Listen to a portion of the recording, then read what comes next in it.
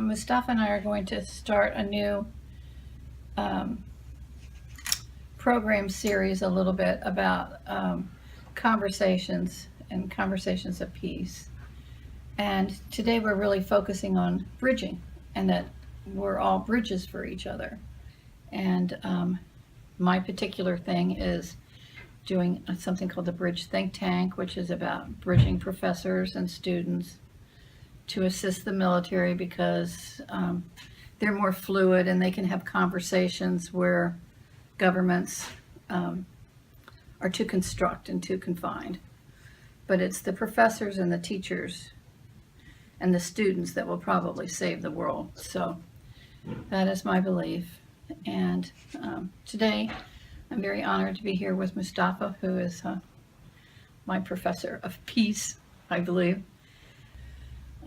In 2008, that's when I first met Mustafa and the Sudanese community, and it was a profound moment because I think I was totally scared of public speaking, and I'm hearing now I don't think Mustafa was knowing exactly what he was going to say either, only we were both guided to have Spirit do it for us. And in 2008, I met Mustafa's wife, Naga, and she burst into tears the moment she met me. And I had asked her to sit down, and I said, "Why are you crying?" And she says, "I'm crying because I love you." And she remembered being sisters in another life. So from that point on, I think she guided us. She was a seer. She knew what was coming in the future, and she was seeing me being a part of it for Sudan.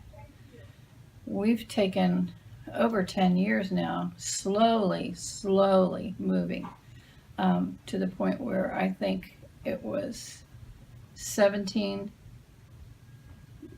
Sudanese professors that knew what we were doing, and now there's probably 90 that might know, but we've been cautiously just having this conversation about peace.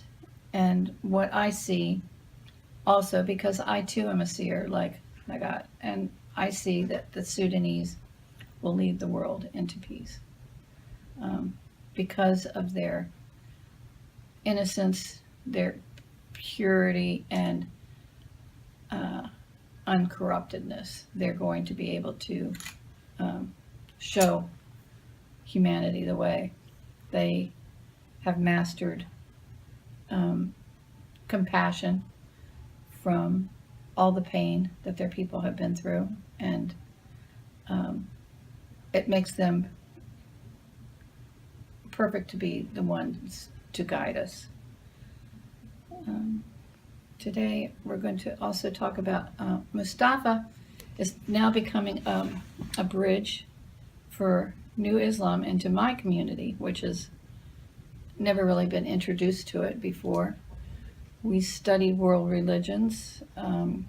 My teacher is a quantum physicist. He was the top quantum physicist at Naval Postgraduate School, and he studied comparative religions. He has a guru, Guru Mai, and so we have a lot of East, West, and quantum physics in the teachings of our center, which we are now officially not a church, but a center for spiritual awakening. It's very exciting having Mustafa coming into the church because people are responding so well to what he speaks of in New Islam, and I think we are all trying to say that same thing. It's just different perspectives, and spirituality is completely different from like religion because it's not so construct. It's built on faith and it's built on trust, and it's not that solid in that we're not flexible enough to hear other people's perspectives. When you're speaking of the truth, you know you're saying the same thing. No. As Marty has already said, that we met in 2008, and the occasion on which we met was a conference on peace. It was the role of religions on peace. And I said my opinion, which is the opinion of Ustaz Mahmoud Muhammad Taha. And I remember right from the beginning, so many people like that. And my journey with Marty started knowing her people and her church, which is what they call spiritual center or center of spiritual awareness, on which the priest is actually a quantum physicist in spirituality and physics.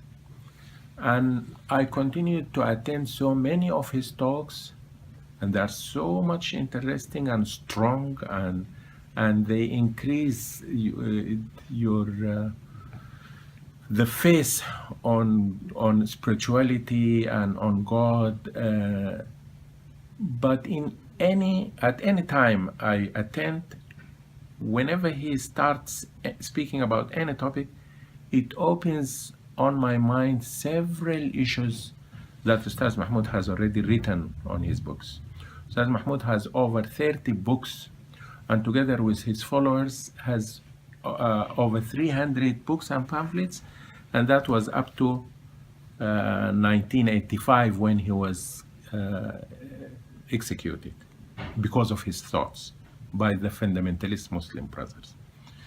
But after that, I mean, from 1995 up to this moment, there are thousands of books and papers and by his students on all walks.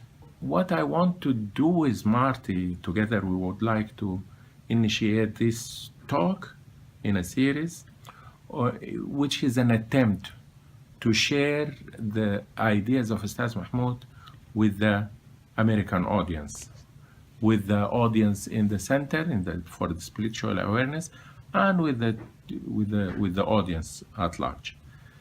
As Marty said, I believe the source is one. I mean, there are similarities of the ideas. It's true the naming is different. The terms used in any religion are different. Religion is just a way to achieve those purposes, and we have the different religions because of the different times and of the different environments. It's just different ways to adapt to our surroundings. Religion, in my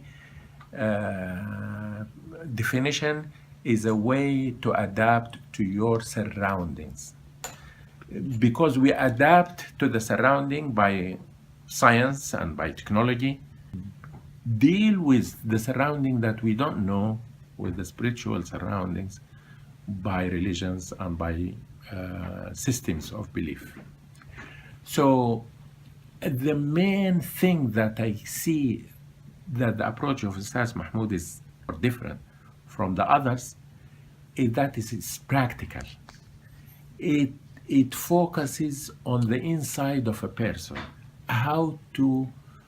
it's true that theoretically there are so many things that we want to do, but in practice, we don't know exactly how to. Everybody wants to be a good person. Everybody wants to control his ego. But how to deal with that, how to do it, there is no approach. There is no specific approach. In